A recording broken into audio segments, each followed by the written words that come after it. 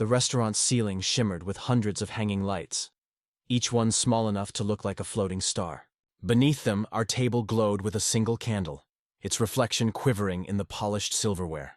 It was quiet enough to hear the low music from the pianist near the bar and the soft clink of wine glasses from other tables. Across from me sat Willow, my wife, my calm in every storm, her hair catching every spark of light like a net made of silk. She wore the black dress I'd secretly hoped she'd choose, the one that exposed her collarbones just enough to remind me why every year with her still felt like the first. 5 years, she said, smiling over her glass of red. You still look nervous when we eat somewhere fancy. I'm not nervous, I lied, just calculating how much of my paycheck this candle probably costs. She laughed, the kind of soft, melodic laugh that always made people at nearby tables turn their heads for a moment. I like that. It reminded me she was the kind of person you noticed even when she wasn't trying to be. Dinner had gone perfectly. No work calls, no awkward silences, no heavy talk. Just warmth, easy jokes, the quiet rhythm that longtime couples fall into when love stops needing proof. Then her phone buzzed. Just once. Short, sharp, like a tiny spark breaking the calm. The sound barely registered against the music, but my focus shifted instantly. Her hand, graceful and relaxed a moment ago, hesitated above the stem of her glass. I watched her eyes flick down toward the screen lying beside her napkin. Something in her expression flickered, small but undeniable. The corner of her mouth stopped curving. Her shoulders stiffened almost imperceptibly. "What's wrong?" I asked, trying to keep my voice light. She didn't answer right away. Her thumb hovered above the phone for half a heartbeat before she tapped the screen awake. The glow illuminated her face in pale amber, and there it was. A name I hadn't heard spoken aloud in years. Adrian. My chest tightened, subtle but immediate. The familiar script began writing itself in my head before I could stop it. The past returns. The wife hesitates. The husband suspects. Every cliché from every drama I'd ever seen suddenly seemed like a prophecy waiting to happen right there, between our half-finished glasses of wine. I looked at her, trying to read more than her calm surface. Willow had never been good at hiding emotions. When she was angry, her eyebrows told the world. When she was sad, her voice always cracked before she meant it to. But right now, her expression was unreadable, controlled, almost serene. She didn't panic. She didn't rush to lock the screen or turn the phone face down. Instead, she sighed, a quiet, almost amused sound. Then she did something I didn't expect. She slid the phone across the table toward me. "Here," she said. "You might as well read it first." Her tone was steady, casual, but her eyes stayed locked on mine, open, challenging, maybe even a little amused. I hesitated, not out of fear, but out of confusion. This wasn't the way the scene was supposed to go. I was supposed to ask, "Who is it?" And she was supposed to say, "No one important." Then we'd argue quietly until dessert went cold. Instead, I found myself looking down at the glowing message on her screen. "Hey Willow, I know it's been a while. I cut my hand cooking tonight. It's bleeding, and I don't know who else to call. Could you come?" For a second, I almost laughed. I didn't know whether to be annoyed or impressed by the sheer absurdity of it. Willow's lips pressed into a thin line. "See what I mean?" she muttered. "He's exactly the same. Dramatic over nothing." I looked up, searching her face for any trace of nostalgia, guilt, anything. There was none. Only irritation, the kind you save for a spam call in the middle of dinner. "So?" I asked quietly. She tilted her head, thinking. Then she unlocked the screen, her fingers moving with a sharp kind of grace that belonged to a woman who knew exactly what she was doing. Her voice was calm when she spoke, every syllable deliberate. "Adrian, I'm having dinner with my husband. I suggest you call a pharmacy, not me. You'll survive." She pressed send, placed the phone back on the table, screen up, and reached for her wine again. "Problem solved," she said simply. I stared at her for a moment, surprised at the ease in her tone, the humor edging back into her smile. The candle flame between us swayed, throwing moving shadows across her face. "You handled that fast," I said finally. "I've learned that some memories should stay blocked, both emotionally and on social media." I couldn't help it. I laughed. The tension that had crept into my shoulders dissolved. The pianist shifted into something softer, and for the first time since the buzz, the world seemed steady again. She leaned forward, resting her chin on her hand. "You thought I'd panic, didn't you?" "I thought you might," I admitted. "You used to be terrible at saying no to people who needed you." "Maybe, but I'm not that girl anymore." Her smile deepened. "Besides, I already have someone who calls me when he cuts his hand slicing onions. Why would I need two? I reached across the table and brushed my thumb over her knuckles. The gold band on her finger caught the candlelight like a quiet promise. Renewed, the buzz had been nothing more than a tremor, but even tremors reveal the strength of what's built. Willow studied my face for a moment. You're quiet, she said. I'm just thinking, I replied. About how calm you were. She chuckled softly. That's what 5 years with you does to a woman. Outside the window, city lights shimmered on wet pavement. Waiters glided by carrying plates that smelled like rosemary and quiet wealth. Around us, couples talked in hushed tones. But in our little corner of the world, everything slowed to a heartbeat. I watched her take another sip of wine, the faint red stain left on the glass, the way her eyes softened when they met mine. Somewhere beneath that stillness, something warm spread in my chest, a mix of relief and admiration I hadn't expected to feel tonight. Maybe every marriage needs moments like this. Not perfect dinners or flowers, but interruptions that test what's unspoken. The moments that ask, do you still trust me when the story looks like every other heartbreak cliché? I thought I'd feel threatened by that name glowing on her screen. Instead, I felt something else, grateful. Because the woman sitting across from me didn't just shut a door on her past. She opened a window into the kind of honesty most couples spend years chasing. She reached for her fork again, eyes playful. Now, are you going to finish that steak, or do I have to steal it? I smiled. It's all yours. No, she said, tilting her head. We share, remember? The candle flickered once more, catching her wedding ring in a flash of gold. She lifted her glass toward mine. To the future, she said. To the way you handled the past, I replied.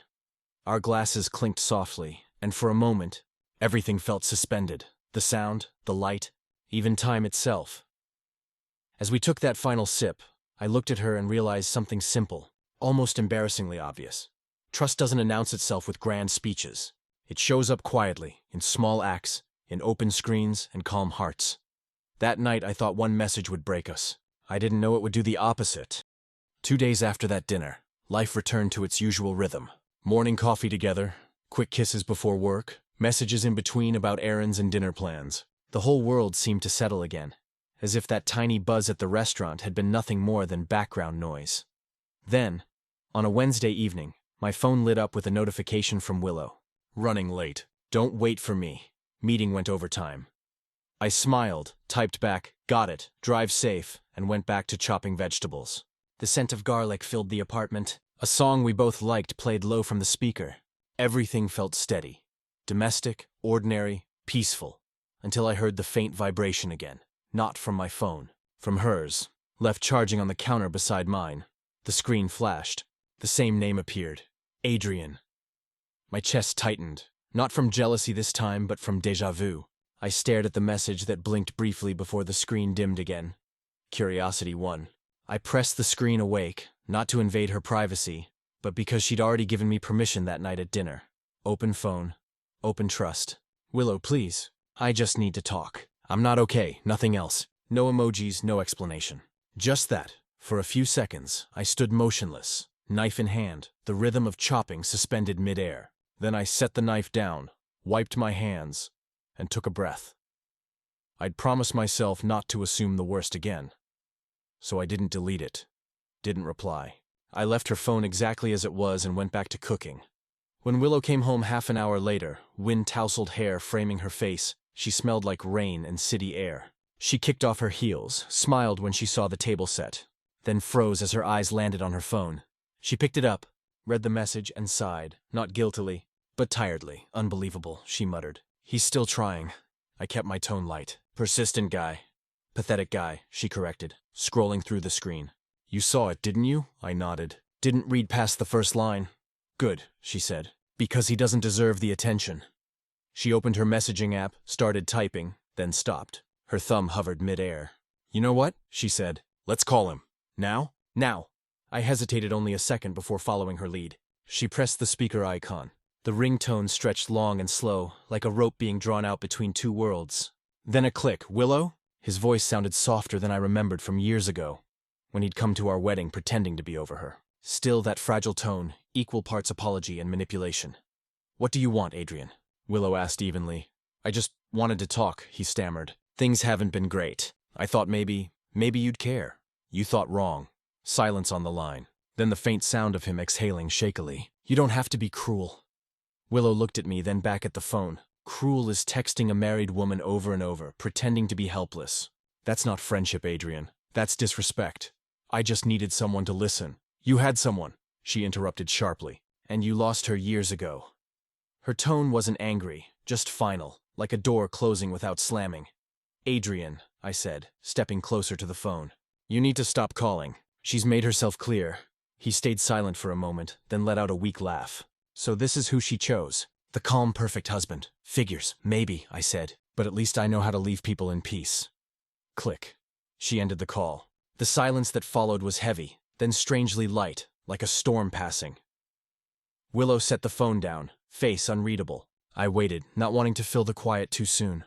After a while, she said softly, "I used to think pity was kindness. I kept answering people I should have ignored. And now I understand that kindness without boundaries isn't kindness. It's self-harm."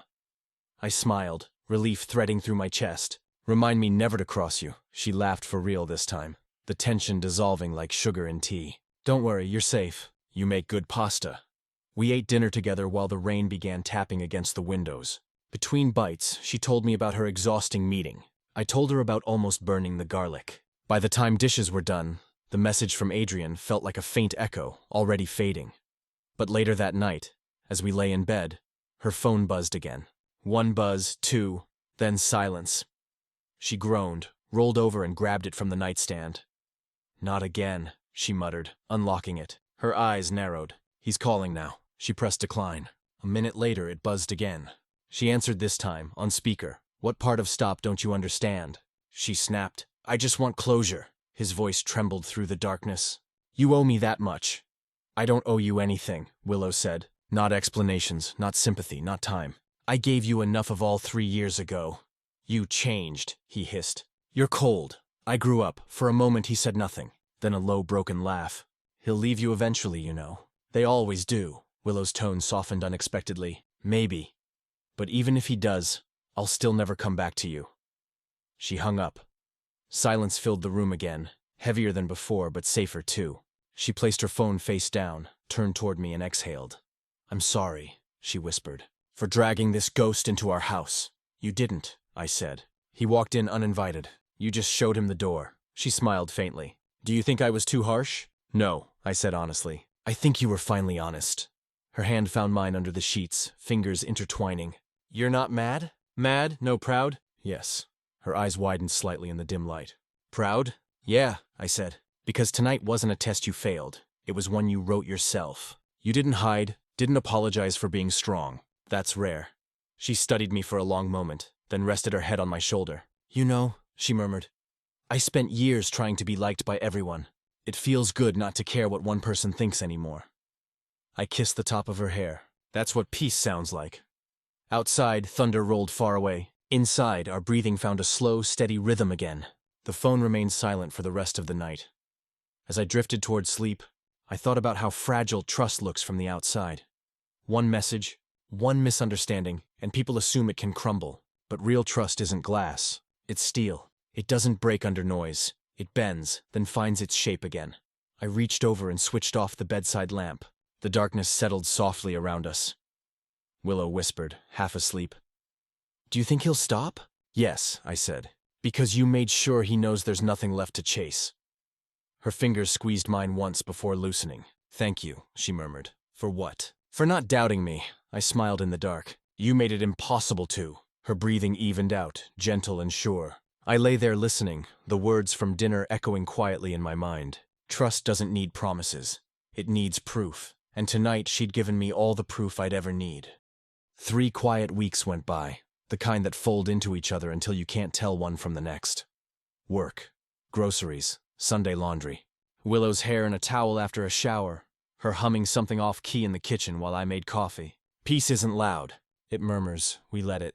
On a Thursday morning, I found an email I wasn't supposed to see. It wasn't hidden, just misaddressed. My work inbox, subject line, about Willow. No sender name. Just a string of numbers and letters, the kind you use when you'd rather be a ghost. I clicked before I could talk myself out of it. "You don't know me." "You should. Your wife met him last night. Corner booth, Blackbird Cafe, no ring on her finger. Thought you deserved proof." A friend. Below the text sat two grainy photos. A woman with Willow's build, dark hair, head bowed over a cup, shoulders angled toward a man whose face the camera had conveniently missed. I zoomed in. The timestamp said 9:17 p.m. We'd been on the couch at 9:17 p.m., arguing about whether to rewatch a movie or try something new. She'd fallen asleep halfway through the trailer. My stomach tightened anyway. Not because I believed it. Because doubt is a parasite. It doesn't need proof to feed. I closed the laptop, breathed out slowly, and told myself three things. The angle could be anyone. The ring might have caught the light wrong. Our couch still smelled like her shampoo at 9:17 p.m. Logic stacked neatly. Emotion refused to sit down. I didn't mention the email at breakfast. She was already running late, hair pinned messily, slipping into heels with one hand and typing a message with the other. Big presentation, she said, kissing my cheek. Wish me spine. You already have one, I said, and tried to leave it at that. At lunch, my phone buzzed with a message from an old college friend, Amir, who worked in PR and knew everything he wasn't supposed to. Amir, bro, you okay? Me, why? Amir. Someone just posted in that neighborhood group.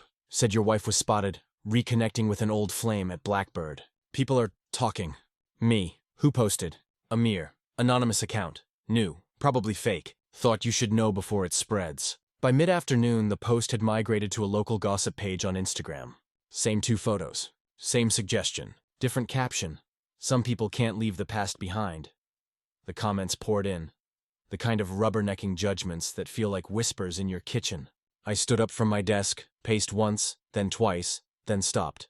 I thought about the speaker call with Adrian. Her calm voice, her directness. I remembered the way she'd handed me her phone without flinching. Trust isn't a trophy you hold up once and put back on a shelf. It's a muscle. It needs to be used or it weakens. When Willow's message arrived at 5:02 p.m., heading out in 10. Dinner at home? I typed without letting my thoughts touch the words. Yes, and can we talk when you get in? Always. She walked through the door at 5:51 p.m., a little windblown, a little wired from adrenaline, cheeks flushed with the afterglow of doing something hard. She spotted my face before I said anything. What happened? She asked, dropping her bag. Is it your mom? Work? Tell me. I shook my head. It's about you. Her body stilled in that precise way it does when she braces for impact. Okay, she said carefully. Say it. I told her everything. The email, the photos, the rumor, the post. I didn't raise my voice. I didn't accuse. I just put the facts on the table between us, like two plates we could eat or ignore. For a few seconds, Willow said nothing. She picked up the laptop, scrolled, zoomed in and out like a surgeon examining an X-ray. Her face didn't harden. It closed, the way a door does when the wind is too cold. Corner booth, she murmured. Blackbird. Then she looked at me and I saw it. Not guilt. Hurt. The kind that makes the eyes shine even when no tears fall. Do you believe this? I believe you, I said. And it was true. But my voice wasn't as steady as I wanted it to be. She heard the tremor. Of course she did. She's fluent in me. I was at Blackbird yesterday, she said, with Maya from work. We hammered out our slides for the quarterly review. She ordered a dirty chai and called it personality in a cup. In case you need a detail only I'd know. I exhaled without meaning to. Okay. She set the laptop down and reached for her phone. You don't need okay. You need proof. Within a minute, she'd opened the calendar, pulled up the reservation confirmation, and showed me the timestamp. 8:30 p.m. Blackbird Cafe. She toggled to her messages and held out the screen. Maya. Corner booth left of the bar. A selfie. Two women tilted toward each other, eyes tired, smiles thin but real. A laptop visible between them, a yellow highlighter like a beacon. Look, she said, softer now. Ring on, same blouse, same booth, same night. If they'd pulled back 1 inch wider, they would have had the truth. I stared at the photo, the ordinary miracle of it. Not a smoking gun, just a candle in a dark room. I'm sorry, I said quietly, for bringing it to you like this. No, she said, surprising me. Thank you, for asking instead of assuming. Her mouth twitched into something like a smile. But I am going to burn whoever sent that. I wanted to let it go. I wanted to wrap her up and pretend the world beyond our walls didn't exist. But a question leaned against my ribs and refused to move. Why now? I asked. Why after 3 weeks of silence? She didn't hesitate. Because when someone loses control of a story, they try to rewrite it. He thought I was an easy edit. He, I repeated. Adrian, she said simply. Who else has both the motive and the memory? He knows my schedule better than a stranger would. And he knows Blackbird. He took me there once when we were 19 and thought splitting a croissant meant we were in love. The sound that came out of me was halfway between a laugh and a groan. "He's still 19, I said. "No," she replied. "He's older, just not wiser." We ate dinner sitting shoulder to shoulder at the island, like we always did when the day felt heavier than our chairs could hold. She showed me her deck on the iPad, highlighting a slide with a market map she was proud of, miming the joke she'd used to loosen the room. I nodded in the right places. I even smiled when she wanted me to, but some part of me stayed elsewhere, circling the thought like a dog around a wound. Someone was willing to smear her to get my attention. After the dishes, I opened the group page and typed a comment beneath the post. "This is false. Please remove. We have time-stamped proof." I attached the reservation confirmation, the selfie with Maya's permission, and hit send. It didn't matter. The account that posted it had already vanished, deleting the content along with the username. "Clean hands, dirty work?" "Of course," Willow said. "Courage like a shadow." She disappeared into the bedroom and came back with a shoebox I hadn't seen in years. Inside lay fragments from a life she'd outgrown.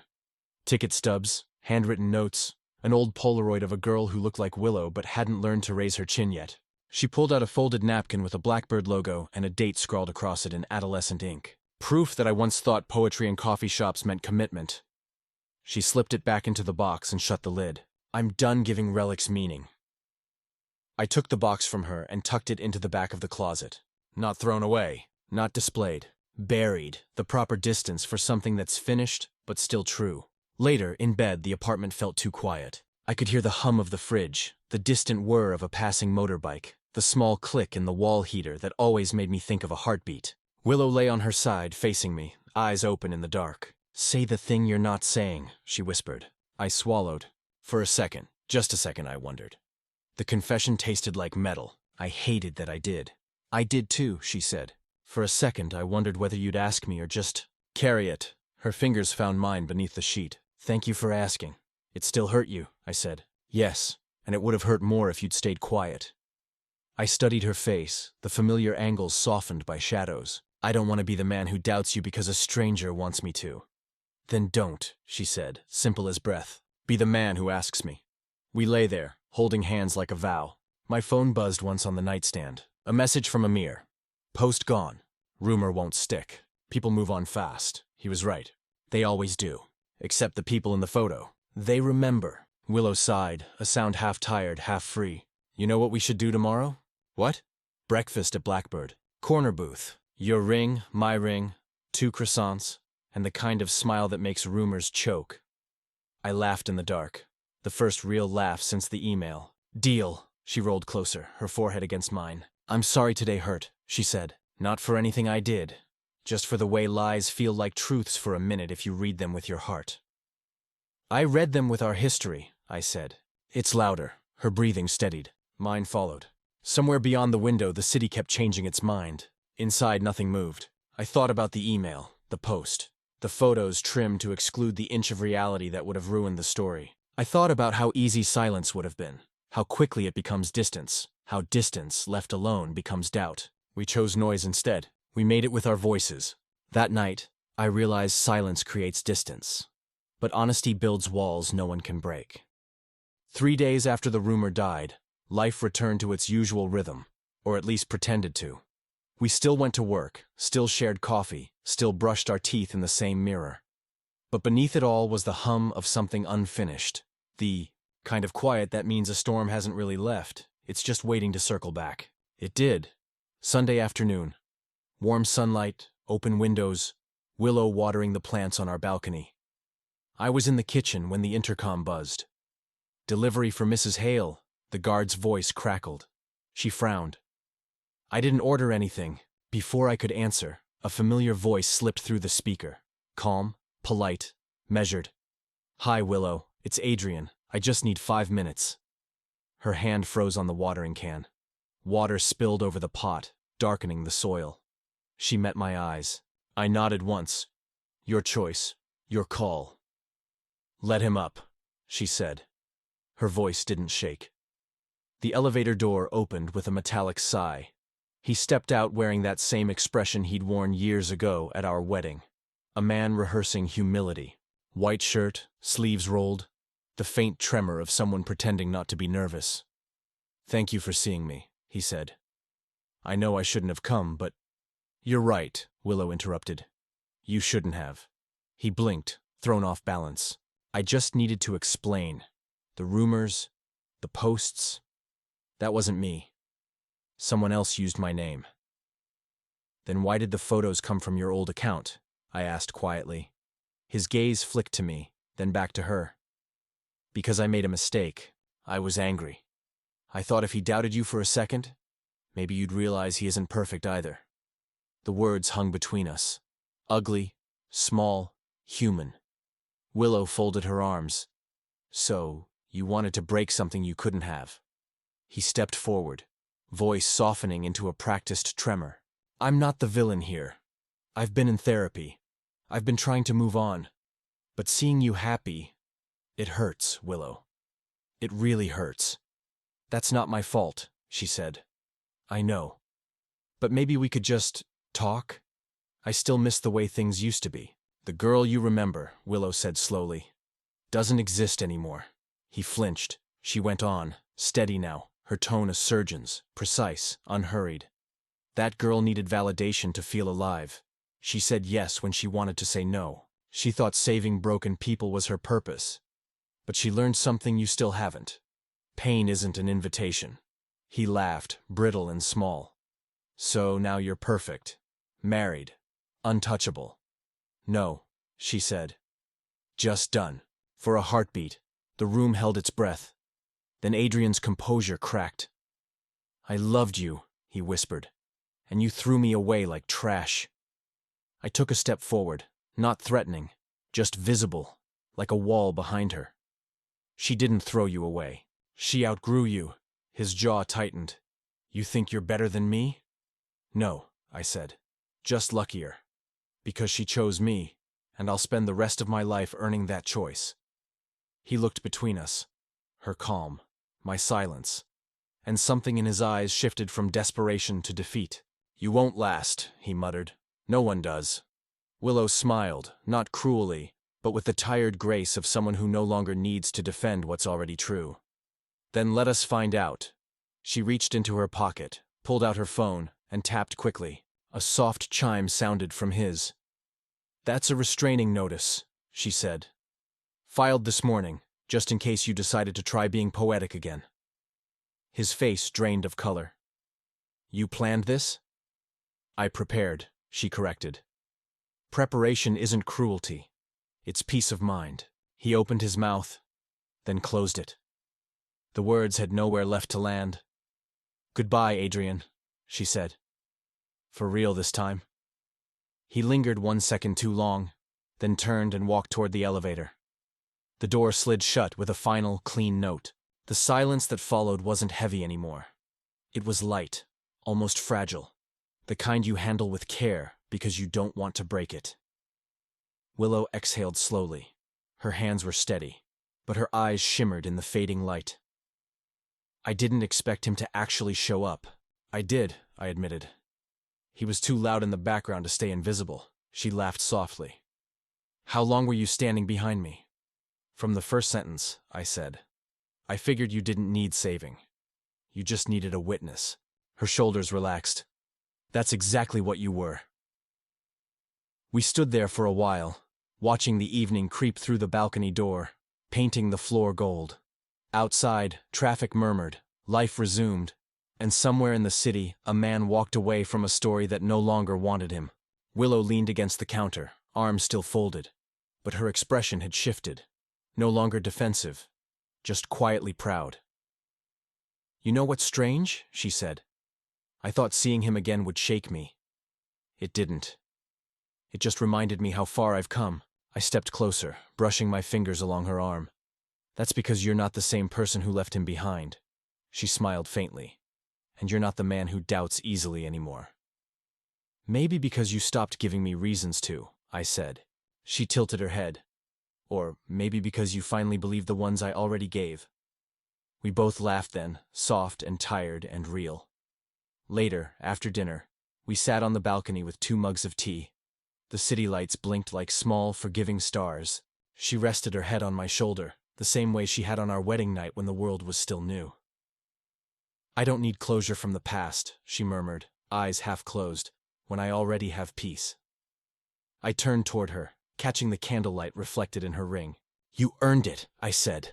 No, she whispered. We did. A breeze moved through the balcony, stirring the leaves of the potted plants she'd been tending when the doorbell rang. The scent of jasmine drifted up, faint but steady. Below us, a car horn echoed once and faded. Everything felt deliberate, like the city itself was exhaling with us. She looked up at me, that familiar spark in her eyes. Do you remember the first thing you ever said to me?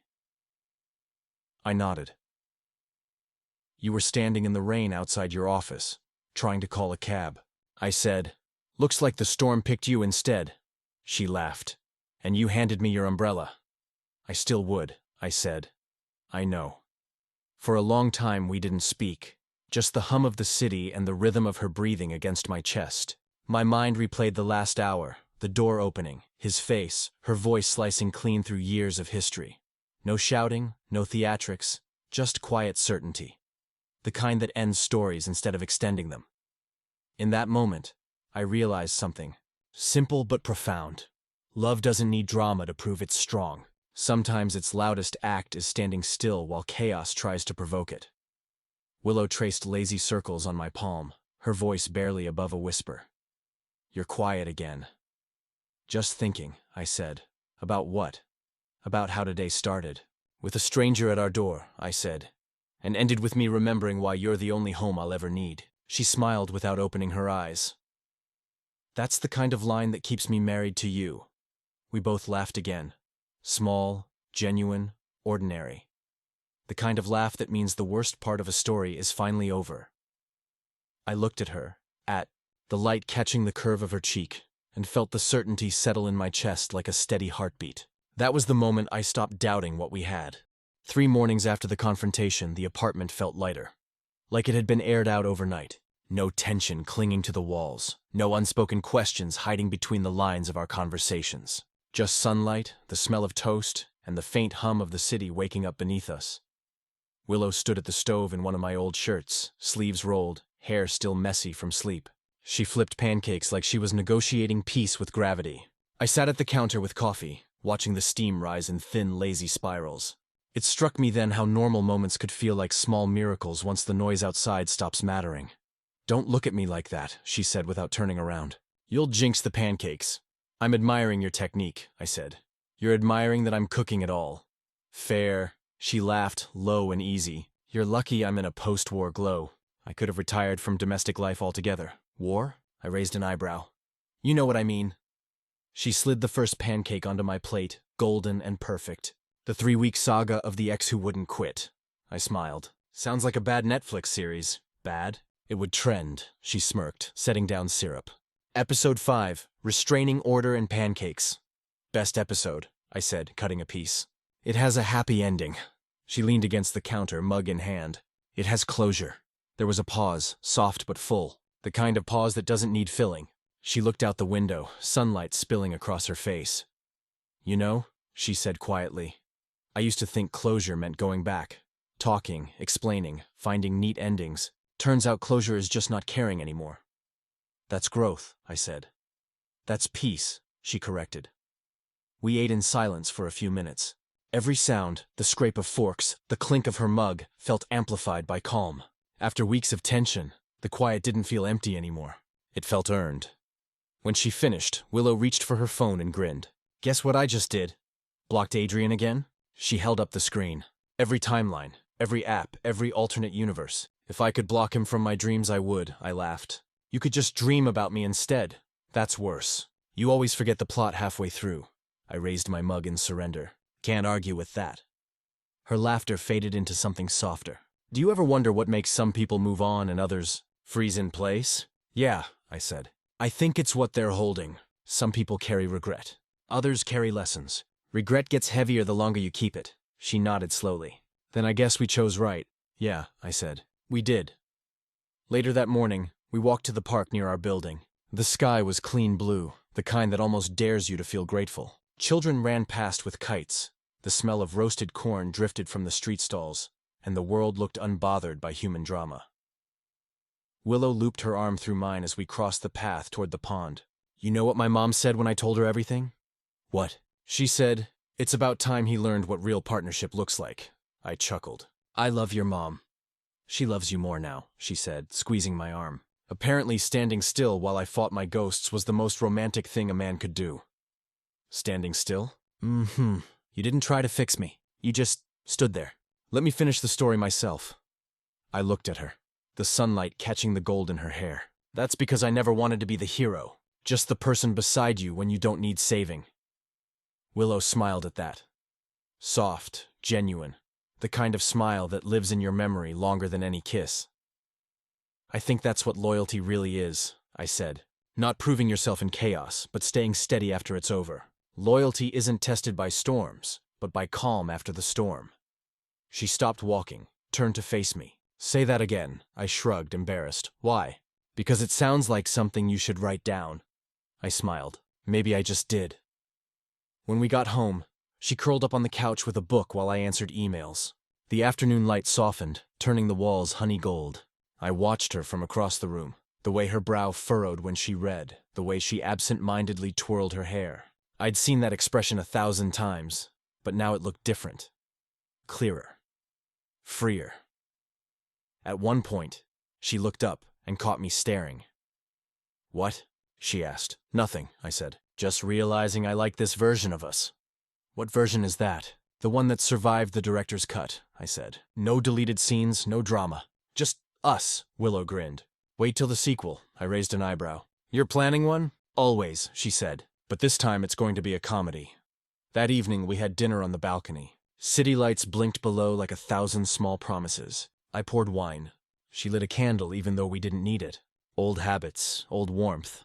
She rested her chin on her hand and studied me for a moment. You really never doubted me? I thought about it. About the emails, the photos, the rumors. For a second I did, I admitted. But then I remembered that trust doesn't erase fear. It just answers it faster. Her eyes softened. That's a good answer. It's the truth. We clinked glasses gently. The candle flame tilted in the breeze. Somewhere in the distance, someone laughed too loudly, a car horn blared, a dog barked, and yet none of it touched us. I realized then that love isn't fragile. People are. Love only breaks when we forget to handle it with honesty. Willow reached across the table, fingers brushing mine. You're quiet again. I'm thinking, I said, about everything we went through, and how weirdly grateful I am that it happened. She tilted her head. Grateful? Yeah, I said, because now I know we don't just love each other when it's easy. She smiled, small and certain. That's the only kind of love that lasts. We sat there until the candle burned down, until the night wrapped around us like a secret we both wanted to keep. When we finally stood, she kissed me, slow, unhurried, the kind of kiss that says we made it through. Later, lying in bed, I could hear the city again. Less noise, more heartbeat. Willow's breathing beside me was calm, steady, the rhythm of peace. I thought back to that first dinner, to the buzz of her phone, to the name that used to tighten my chest, and I smiled. Because the same moment that once scared me had turned into proof. Proof that we'd built something stronger than doubt, louder than rumors, kinder than pride. When her ex texted again, I thought it would break us. But that's how I learned. Real love doesn't fear the past. It forgives it.